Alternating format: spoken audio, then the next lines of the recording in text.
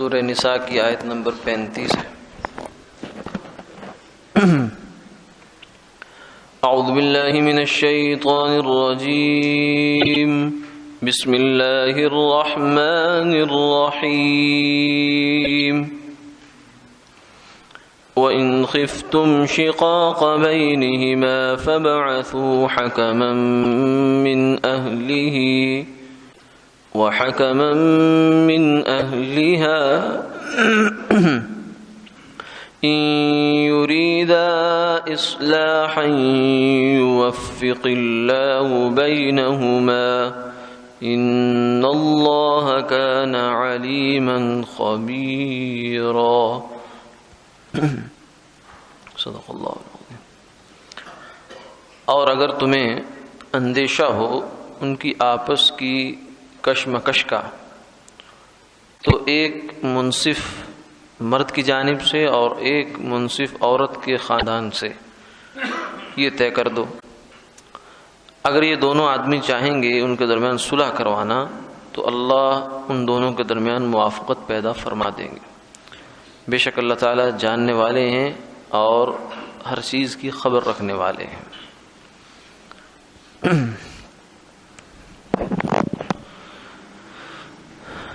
گزشتہ آیات سے خانگی زندگی کی جو بنیاد ہے میاں بیوی، ان کے آپس کے جو تعلقات ہیں اس پر اسلامی تعلیمات کا تذکرہ چل رہا ہے کہ خاندان کا سربراہ ذکر فرما دیا اور پھر یہ بتا دیا کہ یہ اب میاں بیوی کے جو معاملات ہیں یہ کیسے چلیں گے۔ عموماً 90% یا 95% تک تو فالصالحات قانتات حافظات للغیب، عورتیں ایسی ہی ہیں ہوتی ہیں کہ جو اطاعت کے ساتھ فرما برداری کے ساتھ چلتی ہیں، اور باقی رہا کہ تھوڑا بہت اونچ نیچ 19-20 یہ فرما دیا کہ یہ تو خوبی ہے، یہ فطرت ہے، وہ رہے گی۔ عورت جو ہے وہ اگر عبادت گزار ہے، نیک بھی ہے اور اطاعت بھی ہے، لیکن پھر بھی اونچ نیچ ہو جاتی ہے تو اس سے اس کو یہ نہیں سمجھنا کہ یہ اگلی کیٹیگری میں شامل ہو گئی ہے۔ واللاتی تخافون نشوزہن میں نہیں ہے، یہ وہ تو بہت آگے جا کے بات بنتی ہے۔ یہ جو تھوڑا بہت کہنا سننا ہے یہ تو بڑوں کے ساتھ بھی ہوتا رہا ہے۔ حضرت عمر بن خطاب رضی اللہ تعالی عنہ کہ جن کا جو رعب اور دبدبہ ہے وہ تو آج تک بھی لوگوں کے دلوں پر اس کی ہیبت ہے، اور اللہ نے دیا تھا رعب۔ وہ فرمایا کہ عمر جس راستے پہ چلتا ہے شیطان اگر آگے سے آ رہا ہو تو بھاگ جاتا ہے اسے، اتنا رعب تھا۔ اور نیکی بھی تھی، فرماتے تھے جب سے مسلمان ہوا ہوں میں نے اپنے بائیں کندھے کے فرشتے کو کچھ لکھنے کا موقع نہیں دیا۔ اور صحابہ پر بھی ایک بہت رعب تھا، کوڑا اور وقت ہاتھ میں ہوتا تھا۔ اور جس زمانے میں حضرت عمر حکمران بنے ہیں اس زمانے میں ایسا ہی آدمی حکمران ہونا چاہیے تھا۔ کیوں؟ اس لیے کہ ایک طرف فارس روم فتح ہو رہا تھا، ایک طرف فارس فتح ہو رہا ہے، مصر فتح ہو رہا ہے، پوری دنیا پر اسلامی سلطنت جو ہے وہ بڑھ رہی ہے اور اس کے انتظامات بہت وسیع ہو رہے ہیں۔ تو اگر نرم آدمی ہوتا تو شاید کام نہ چلتا۔ تو بہرحال بہت ان کا رعب تھا۔ تو ایک دفعہ ایک صحابی ان سے ملنے کے لیے گئے تو دیکھا کہ گھر میں سنا تو ان کی جو اہلیہ تھی وہ ان کے ساتھ کچھ اونچی آواز میں بول رہی تھی، جیسے کوئی تانا، کوئی شکوہ، کوئی شکایت، کچھ اس طرح کا انداز تھا۔ تو حضرت جب باہر نکلے تو انہوں نے اپنا جو کام تھا وہ ذکر کیا، بات چیت ہو گئی، اور پھر کہا کہ حضرت ایک بات سمجھ نہیں آئی۔ ان کا جی کیا؟ ان کا کہ باہر تو آپ کے کوڑے سے ہم لرزتے ہیں اور گھر میں کیا معاملہ ہو رہا ہے؟ تو حضرت نے فرمایا کہ بھائی دیکھو بات یہ ہے کہ وہ میری عفت اور عصمت کی حفاظت بھی کرتی ہے، میرا ایمان بھی بچاتی ہے، اور میرے گھر کی خادمہ کا کام بھی کرتی ہے، اور میرے کپڑے بھی دھو دیتی ہے، اور میرے کچن کا کام بھی کرتی ہے، مجھے بچے بھی دیتی ہے، اور میرے بچوں کی تربیت بھی کرتی ہے۔ اگر اتنے ساری نیکیاں وہ میرے ساتھ کرتی ہے تو کچھ کہہ سن لے تو کیا حرج ہے، مجھے برداشت کرنا چاہیے۔ کہ اتنے سارے تو اس کے احسانات ہیں میرے اوپر، اگر وہ کچھ کہہ سن لیتی ہے تو کوئی بات نہیں۔ تو یہ اس سے ہمیں یہ بھی معلوم ہوتا ہے کہ سیدنا عمر رضی اللہ تعالیٰ عنہ جو صحابہ جو تھے تربیت یافتہ، ان کی سختی یہ نفس کی سختی نہیں تھی، وہ اپنے آپ سے باہر ہو کر کسی پر سختی نہیں کرتے تھے کہ غصے میں مغلوب ہو جائیں، جذبات سے مغلوب ہو جائیں، نہیں، ایسا نہیں ہوتا تھا۔ اگر ایسا آدمی جذباتی وہ تو بیوی پر برسے گا، وہ تو اس پر خوب غصہ نکالے گا، لیکن وہ ایسے نہیں تھے۔ وہ حب فی اللہ والبغض فی اللہ، جس سے محبت کرنی اللہ کے لیے، جس سے نفرت کرنی اللہ کے لیے، اپنی ذات کے لیے نہیں۔ تو مقصد یہ ہے کہ وہ تھوڑی بہت اونچ نیچ جو ہے وہ تو چلتی ہے، اس سے فالصالحات قانتات سے بیوی نہیں نکلتی، وہ ادھر ہی ہے انشاءاللہ، حافظات للغیب بما حفظ اللہ۔ اور الحمدللہ اکثر و بیشتر جو ہے سب گھروں میں نیک مائیں بہنیں ہوتی ہیں۔ اس کے بعد دوسرا درجہ فرمایا کہ واللاتی تخافون نشوزہن، کچھ سرکشی ظاہر ہو، کسی کیس میں ہو، تو پھر اس کا آگے بتا دیا کہ 3 سٹیپ ہیں، نصیحت کرو اور بستر الگ کر دو، پھر آخر میں کچھ تنبیہن، تربیت کے لیے، تعدیباً، ادب سکھانے کے لیے کچھ اگر تنبیہن سزا دینی پڑے تو اس کا بھی اختیار ہے، وہ بھی ذکر کر دیا۔ اب اس کے بعد معاملہ، اب تک جتنا معاملہ بھی ہے وہ گھر کے اندر ہے، یعنی گھر کی بات ابھی گھر کے اندر ہے، لیکن بعض دفعہ بات اس سے زیادہ بڑھ جاتی ہے، میاں بیوی کے جو آپس کے جو معاملات ہیں وہ اس سے آگے نکل جاتے ہیں۔ جب آگے نکل گئے تو اب شریعت مطہرہ نے یہ کہا ہے کہ یہ جب آگے نکلے ہیں تو سیدھے عدالت نہیں پہنچنا، کیونکہ آخری عدالت آخری حل ہے، اس کے آگے تو کچھ نہیں ہے۔ اس کے بیچ میں ایک سٹیپ شریعت نے رکھا ہے جو آج کی آیات میں بیان ہوا، وہ یہ ہے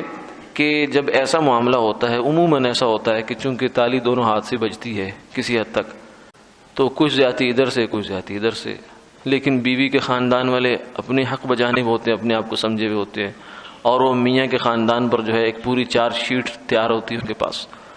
اور میاں والے جو ہیں، مرد کے خاندان والے، وہ اپنے دلائل رکھتے ہیں، آرگومنٹس رکھتے ہیں، تو یہ ایک عجیب کشمکش سی ہوتی ہے۔ تو فرمایا کہ اس کا حل یہ ہے کہ بجائے اس کے کہ یہ کھچڑیاں پکتی رہیں اندر ہی اندر، جب معاملہ کچھ باہر آ گیا ہے تو اب اس کو باہر لاؤ، اور اس کے لیے برادری کے بڑوں کو چاہیے کہ 2 سمجھدار آدمی، حکم منصف آدمی، ایک مرد کی جانب سے اس کے خاندان کا اور ایک عورت کی جانب سے، غیر جانبدار بھی ہو، حکم ہو، حکمران، یعنی وہ فیصلہ کرنے کی صلاحیت رکھتا ہو اور اللہ سے ڈرنے والا بھی ہو، انصاف کا فیصلہ بھی کر سکتا ہو، وہ دونوں کی بات سنیں گے، ادھر کی بھی سنیں گے ادھر کی بھی سنیں گے، اور پھر وہ بیٹھ کر ایک تو یہ طے کریں گے کہ زیادتی کس کی جانب سے، یہ ایک باقاعدہ گویا کہ طے ہو جائے گا، اور دوسرے یہ ہے کہ وہ ان کا اصل کرنے کا کام یہ ہے کہ وہ ان دونوں کے درمیان اصلاح کی کوشش کریں گے۔ قرآن نے جو یہاں فرمایا کہ ایک منصف طے کر لیں، اگر یہ منصف اصلاح چاہتے ہوں، اگر ان کی نیت ہو کہ ان کے درمیان آپس میں انڈرسٹینڈنگ ہو جائے، معاملات سلجھ جائیں،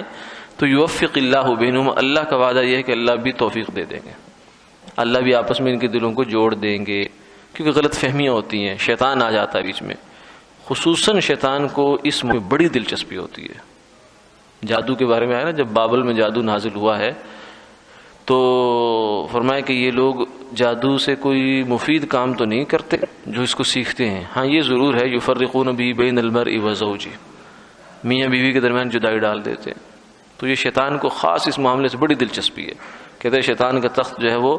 سمندر میں ہوتا ہے، وہ اپنے چیلوں چانٹوں کو بھیجتا ہے کہ جاؤ تشکیل ہے تمہاری، جا کے کام کر کے لاؤ، یعنی خباثت کر کے لاؤ، بدماشی کر کے لاؤ۔ تو مختلف لوگ آ کے مختلف کارگزاریاں سنا رہے ہوتے ہیں، اور ایک آرا کر کہتا ہے کہ میں نے میاں بیوی کے درمیان ایسے شیرہ لگایا، لڑائی بڑی کرتے کرتے کرتے حتیٰ کہ جو ہے وہ بالکل جدائی ہو گئی۔ وہ کہتے ہیں شاباش شاباش، آجا آجا آجا، اس کو سینے سے لگاتا ہے اور بہت زیادہ اس کو پروٹوکول دیتا ہے کہ ہاں ہاں تو نے کام کیا، باقی تو ایسے ہی ہے۔ تو اس میں خاص طور سے شیطان کی بڑی دلچسپی ہوتی ہے۔ تو شیطان جو ہے ان کید الشیطان کان ضعیفا، قرآن پاک نے ساتھ یہ بھی کہہ دیا کہ شیطان کا مکر دکھنے میں بڑا لگ رہا ہوتا ہے، لیکن جب آپ اس کو ادھیڑنا شروع کرتے ہیں تو وہ ادھڑتے چلا جاتا ہے۔ بالکل کمزور مکر ہے شیطان کا، لیکن بشرطے کہ انسان مخلص ہو کر اللہ سے توفیق مانگ کے اللہ کی توفیق کے ساتھ اس کا مقابلہ کرنے کی کوشش کرے۔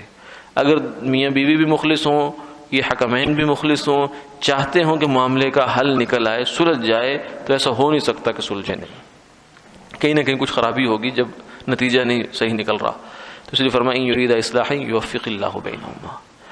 تو ان اللہ کان علیما خبیرا، فرمایا کہ یہ ذہن میں حکمین کو بھی، میاں بیوی کو بھی یہ بات ذہن میں رکھنی چاہیے کہ ہم جو کچھ بھی کہیں گے سنیں گے، مطلب جب وہ دونوں رائے لے رہے ہوں گے بھائی کیا ہوا، تمہیں کیا ہوا، اصل بات کیا ہے، کیا مسئلہ ہوا، تو بات کوئی چھپائے گا یا جو غلط بیانی سے کام لے گا کوئی فریق، تو یہ سمجھ لے کہ حکمین کے سامنے تو ہو سکتا ہے میں غلط بیانی کر رہا ہوں، لیکن اللہ سے نہیں ہو سکتی۔ ان اللہ کان علیما خبیرا، اللہ کو ہر بات کا علم ہے، کون زیادتی پر ہے، کون انصاف پر ہے، اور اللہ کو ہر چیز کی خبر ہے۔ تو یہ ذہن میں ان کو بھی رکھنا چاہیے، منصفین اور میاں بیوی کو بھی۔ تو یہ بیچ کا ایک سٹیپ ہے جو میاں بیوی کے معاملات کو سلجھانے کے لیے شریعت نے رکھا ہے، اور یہ وہ سٹیپ ہے کہ جو عام طور سے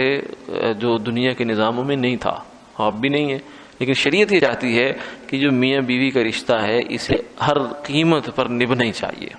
اس کو ٹوٹنا نہیں چاہیے۔ اسی لیے یہاں شریعت نے ایک رخ ذکر کیا کہ اگر وہ صلح چاہتے ہوں تو اللہ صلح کی توفیق دے دیں گے، دوسری بات ذکر ہی نہیں کی، اگر وہ صلح نہیں چاہتے، وہ علیحدگی چاہتے پھر کیا ہوگا، اس کو ذکر ہی نہیں کیا۔ کہ منشاء قرآنی یہ ہے کہ میاں بیوی کا یہ تعلق بہرحال اچھے نتیجے تک ہی پہنچنا چاہیے، ان کے درمیان صلح ہی رہنی چاہیے۔ ہاں اگر اس سے بھی معاملہ نہیں حل ہوتا تو پھر آخری درجہ عدالت ہے۔ عدالت جو ہے نا وہ کوئی اچھی چیز نہیں ہوتی، خصوص ہمارے معاشرے میں تو بالکل بھی نہیں ہے، ویسے بھی کبھی بھی اچھی نہیں رہی۔ حضرت عمر بن خطاب رضی اللہ تعالیٰ عنہ نے اپنے حکمران کو، گورنروں کو مختلف ہدایات بھیجا کرتے تھے، تو اس میں حضرت نے ایک ہدایت دی، فرمایا کہ جو جھگڑے ہیں نا کوشش کیا کرو عدالت تک نہ پہنچیں۔ حکمران کو کہا اس کو خاندان کے اندر ہی بڑوں کو، ذی رحم خونی رشتہ داروں کو بٹھا کر حل کروایا کرو، عدالتوں تک نہ لایا کرو۔ اس لیے فَإِنَّ الْأَحْكَامَ يُورِثُ الزَّغَائِنَ، کہ جب عدالت میں فیصلہ جاتا ہے نا تو پھر دلوں میں کینے آ جاتے ہیں، نفرتیں آ جاتی ہیں، کدورتیں جنم لیتی ہیں۔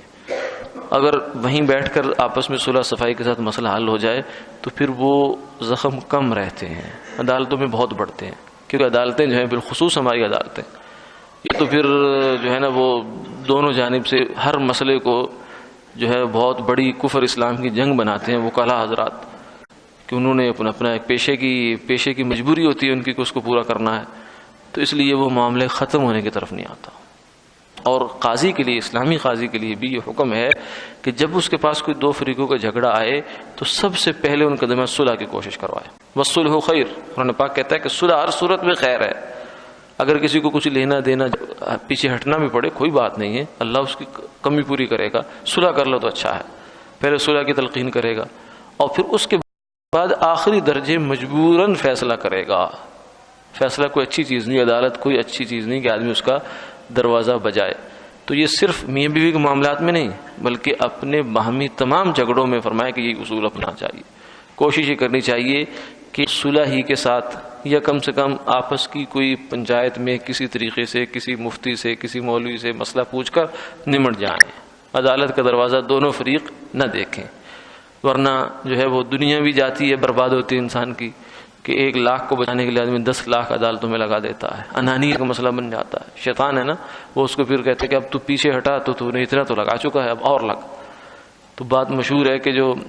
دیہاتوں کے لوگ ہوتے ہیں، زمیندار ہوتے ہیں، تو وہ ایک بھیڑ کے لیے پورا 1 ایکڑ بھی لگا دیتے ہیں، جھگڑا بھیڑ کا ہے